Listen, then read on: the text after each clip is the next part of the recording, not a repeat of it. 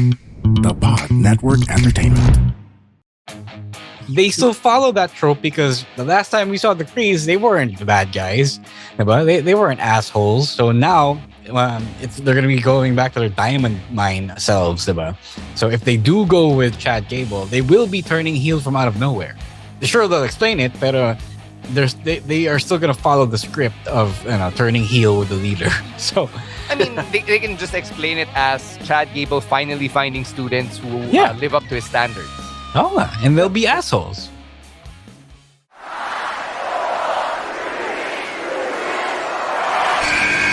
Who's ready for story time? What's going on? This is Xavier Woods, aka Austin Creed. Let me talk to him. Hello, WWE Universe in the Philippines. This is Charlotte. Adam! Hey everyone, this is Jeff Cobb. I have to finish the story. We are pretty deadly. Yes, boy. Yes, boy. Run! Bang! The sniper is shooting you down. This is TMDK's Robbie Eagles. Hey, this is the Cosmic Cactus, Paul London. Hello, my name is Ilja Dragunov. This is Czar, the NXT champion, and you're listening to... And you're listening to... And you're listening... And you are listening... And you're listening to the Wrestling Podcast. The Wrestling Podcast. The Wrestling Podcast. The Wrestling Podcast. To the Wrestling Podcast. Yeah.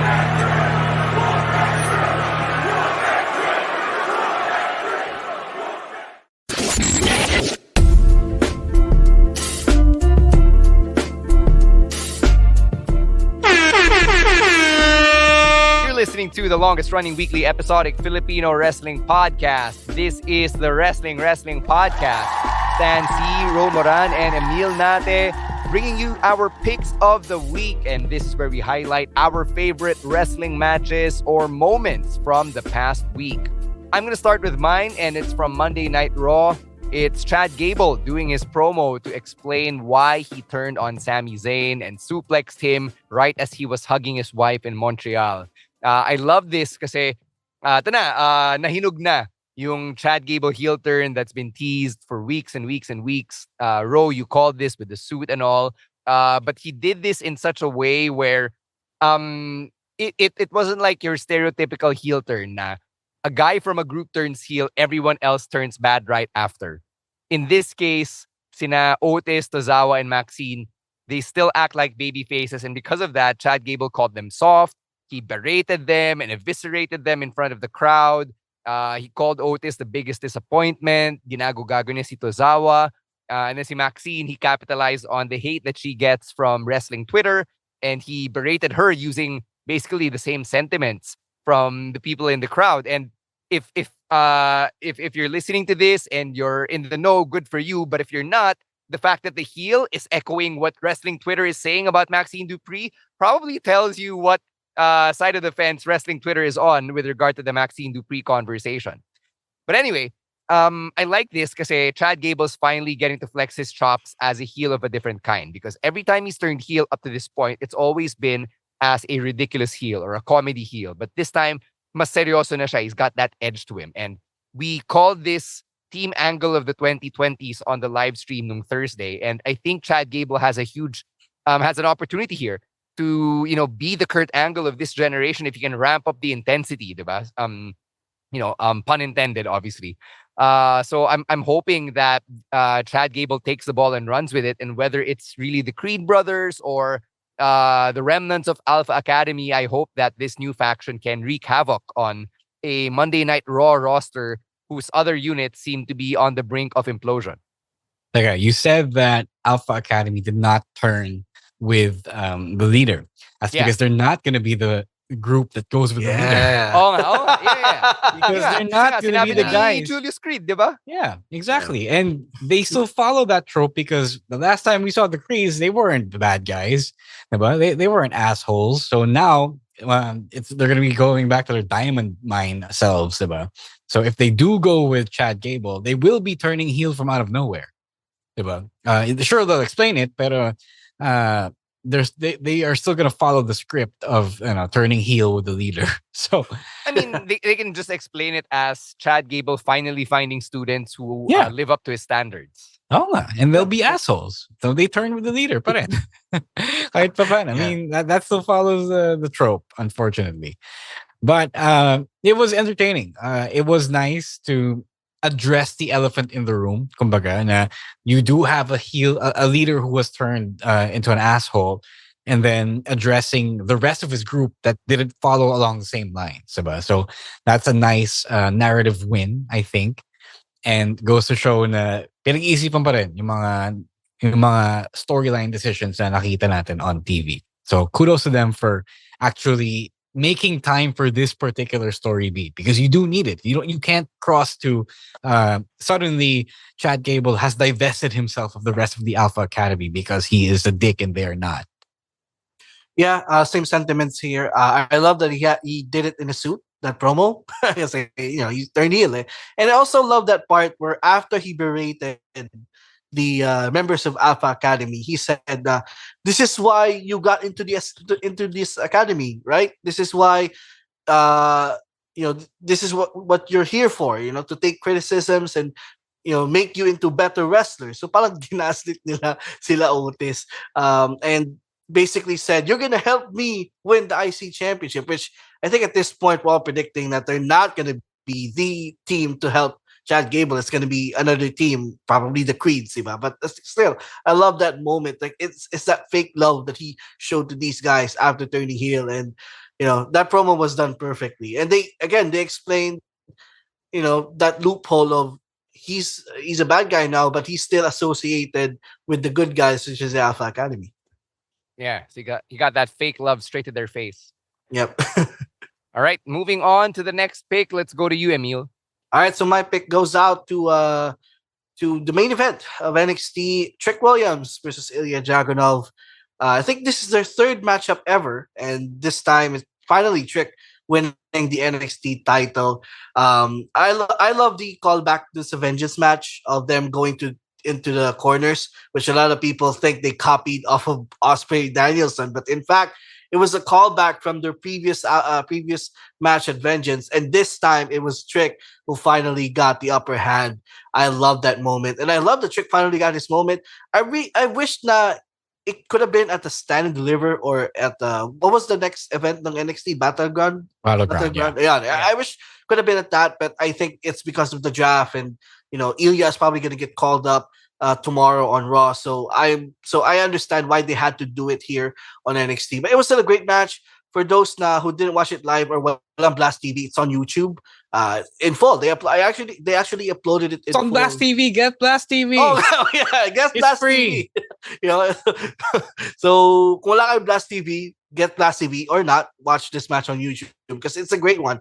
It was a sprint, 10 to 12 minute sprint where they just went all out. So this was a much condensed version of what we saw during Vengeance, and it was still great.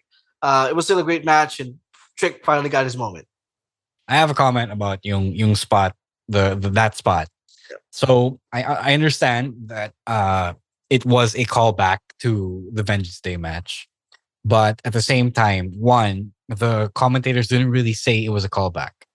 So they should have hyped it the way you saw it, so that everyone watching it will be properly apprised of the context about. But they did not. They just called it as it is.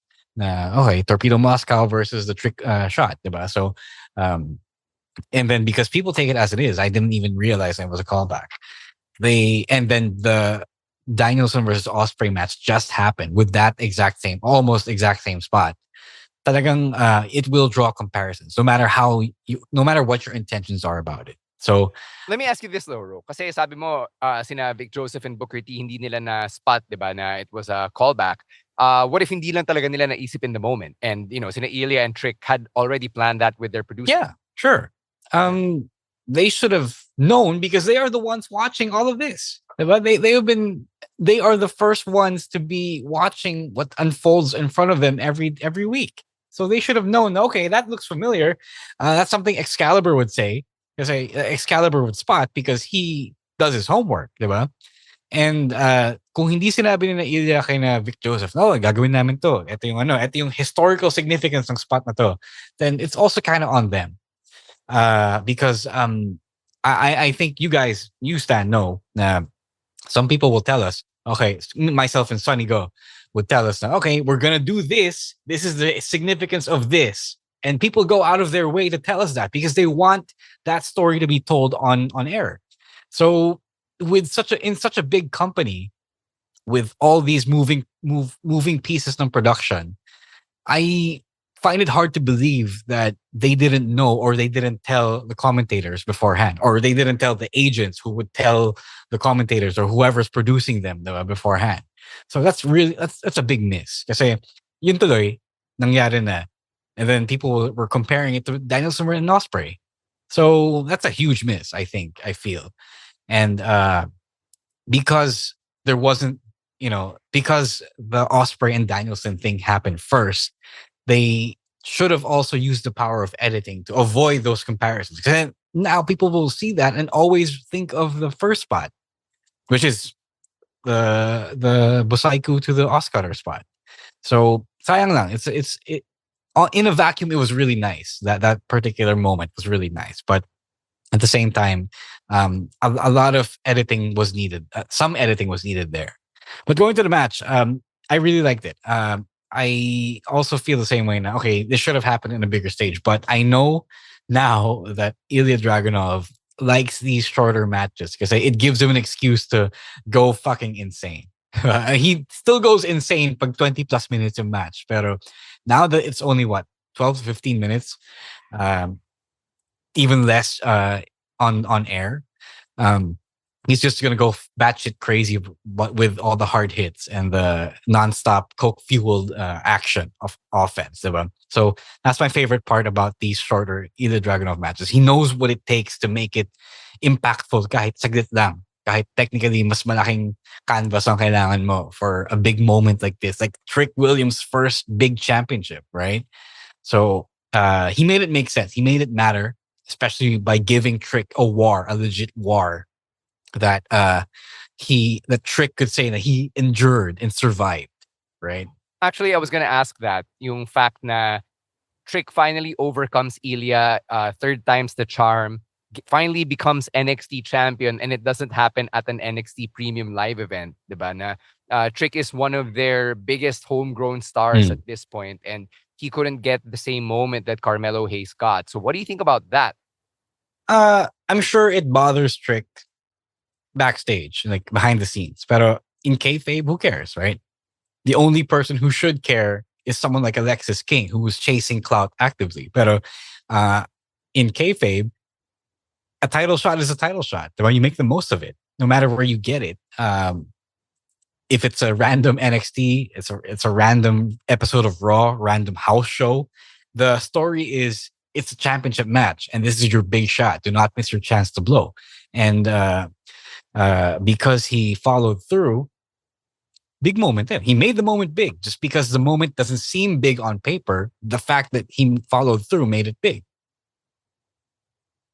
Yeah, like I said earlier, yes, it could have been at a stand and deliver or at the battleground, the next one, but because of the circumstances around it, I understand, and I'm pretty sure they also understand it as well. Yeah. All right. Let's take a break and get to our second half of the picks of the week in a bit. But first, let's hear from our other podcasts right here on the Pod Network. Parents, this is your cheat code to understanding your gamer kid. This is Keri Kita, Guide for Non-Gamer Parents. I'm Ray. And I'm Joey. Hardcore gamers, hardcore parents. Let's learn from each other. Dito, Keri Kita. Back from the break, and we've got Chino's pick of the week, which is from SmackDown, and it's the main event. Cody Rhodes taking on Carmelo Hayes in Melo's in-ring debut on SmackDown. So Chino appreciated how Melo got to re-debut on the main roster officially against Cody Rhodes, no less. Sabi rin ni Chino, it's remarkable to see Cody now being the standard bearer for the company. And seeing him welcome a younger talent like Carmelo Hayes is a good fit for Cody. Sabi rin niya na great job for making Melo look good, and that Melo was able to show off his swagger and his athleticism in a relatively short outing, and it really shows how main roster ready Carmelo Hayes is. And Yeah, I do agree with these points. I'd like to think na Melo has been main roster ready for quite some time. And I can't really think of a much better way to introduce Melo to the main roster. He even got yung that acknowledgement moment from Cody after he gets pinned by Cody. Kind of like how see John Cena was acknowledged by Kurt Angle and then The Undertaker, diba? After Cena's debut match back in 2002. So I think we're on the right track here with regard to building Melo. Yeah, and I love how they matched up Melo with Cody. So it's a good sign for Melo. Na they are trying putting in an effort to make him look like a star, and he did look like a star in this his first match despite the loss. And may mga worries before na how Melo would fare on the main roster, like because of his height now, like but he's gonna be fine, folks. He's gonna be fine in the main roster. He has what it takes. He like Chino said, he is main roster ready, and abangan na lang natin kung how he would fare against the stars in the main roster. Yeah, I haven't seen the match in full just yet, but I already know it's a good match on paper. Syempre, Triple H knows what the type of wrestler Melo is. He knows that Cody will lead him to a great match. Let's talk about that spot, though. Is that first thing? It's the first thing I saw. I haven't finished SmackDown yet, but it's the first thing I saw from the match. And for those who don't know what I'm talking about, it's when Melo and Cody both go for a second rope springboard move, and then they both miss kasi hindi sila sabay sa timing. So I've seen a lot of takes. Some say it's a botch. Some say they did it intentionally. I think the answer is we'll never know until Cody in his big mouth speak on it eventually. So my thing is, I feel like if they did what they were supposed to do on paper, which is to meet in the middle, it would have gone so wrong. So I'm leaning more toward the fact that sadya yung pagka miss nila by having them both go one after the other. So are you saying Melo actually misses? Oh yeah, Melo actually missed. Oh. So he can't say that anymore. But it is interesting.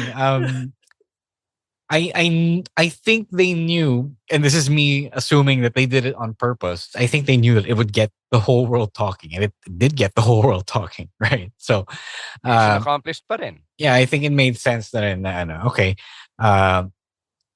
they just couldn't. They just didn't do that because they were avoiding each other. Mm-hmm. All right, let's close things out with your pick of the week, Ro, and it's a match that I enjoyed watching over breakfast and coffee. Oh yeah, yesterday's episode of Collision had a big main event. It was Claudio Castagnoli versus Swerve for the World Championship, which should have been the first match, by the way, since Swerve won the title, nung Dynasty. But no, they had him do a weird match with Kyle Fletcher. And, nawala na yung prestige. But, this is still pretty great. They're still doing the whole 20-minute main event thing for Collision, but this time, FTR is not involved for once. So I feel like this was a lot better than the actual Swerve versus Samoa Joe match. Claudio is always a nice big match performer. You just don't get to see it often because he's not always put in the main event situation. But they mesh together well. It's always fun to see Claudio do his strongman thing, especially with a guy who is as agile and as athletic and acrobatic like Swerve. So, masayang panoorin to. People tend to forget, I think, how good Claudio's strongman style is. I think when you don't often get to see it you don't often get to see it be on full display kapag nasa tag team match siya, diba? So now that he's for one night only a featured player again sa AEW, you remember why this man was heavily desired to get a big championship push, diba? So yeah, it was a nice outing. Obviously, it was the kind of thing that, okay, Swerve's gonna win because this is his first championship match since winning the title. But for a moment, it was nice to believe that Claudio could win. But, the actual end game here is to show that Claudio is still an integral single star among the BCC group with guys like Danielson and Moxley.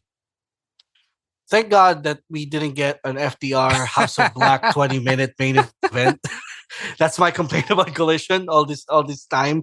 But I'm glad that Claudio was the first challenger because he is in that sweet spot na he's credible but can also but hindi rin mawawala yung credibility niya losing a world title match. And I also think this is some sort of a test trial for a Claudio singles run because also at this time trial pa.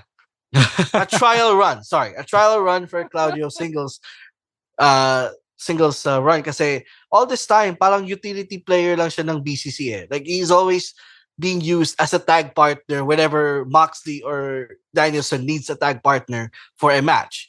So I'm glad that they're finally thinking of this guy is so good that maybe we need to push him for a title. Kasi sobrang daming titles sa AEW, di ba? Sobrang sayang din if hindi rin magagamit si Claudio at his best of his abilities because this guy is one of the best in the world. Mm-hmm. I enjoyed this match. Always nice to see Claudio get some extended minutes. And I guess the one thing that disappointed me was na-block or binlock ni Swerve yung sharpshooter attempt ni Claudio. And then sina Schiavone, they were saying, oh, he was looking for a Boston Crab. Like, no, Claudio goes for the sharpshooter. Come on. Someone was not paying attention here. But that's just me being a nitpicky Claudio super fan. Anyway, it was a great a great matchup. And yung nga nabanggit mo, Emil, utility player si Claudio, and I guess by extension yung Blackpool Combat Club, and you see it in the way that they're essentially tweeners right now. Now, depending on the matchup, depending on the need for the story, they will act more like faces or more like heels, which is a designation or an alignment that I feel is only reserved for specific wrestlers. Not everyone can be a tweener. And I'm saying this kasi like dito sa local scene, a lot of guys, especially pre-COVID, would say, hindi, tweener ako, without really understanding that it takes a certain level of gravitas and skill to be able to pull off the tweener assignment well. And character building. Yun din, yeah, character building. Kaya nga gravitas, diba? Kasi kung wala ka pang established character talaga, hindi mo masasabi na, hindi, tweener ako kasi wala ka pang basic character eh. Ano yung layers na malalagay mo kung wala kang basic foundation of a character? So, what I'm saying is, the BCC, deserve nila. May case sila maging tweener. Kasi they're already well-established wrestlers and personalities. Even Wheeler Yuta? Okay, maybe not Wheeler Yuta. Pero yung tatlong seniors niya, oo, for sure. Wheeler Yuta, not so much. So there. That's it. Those are our picks of the week. Walang picks your Rowan because life got in the way. But if you have your picks of the week and you want to get those in, you know where to find us. It is at Wrestling2XPod on TikTok and on Twitter. And if you want to connect with us individually, it is at Rowiswar, at EML_Meister, at Chino Supersized, at Monday Night Rowan, and at _Stan C. Thank you very much to babyface producer Jasper and everyone over at the Pod Network for all the work that they do behind the scenes. And we will see you on Thursday for our weekly live stream as we thank you again for making us a part of your weekly wrestling diet. For Ro Moran and Emil Nate, as well as Chino Liao and Rowan ASH, my name is Stan C, saying stay safe, stay hydrated, and stay healthy, and don't be a dick. Wrestling Podcast. Out later, Outcasts. Peace.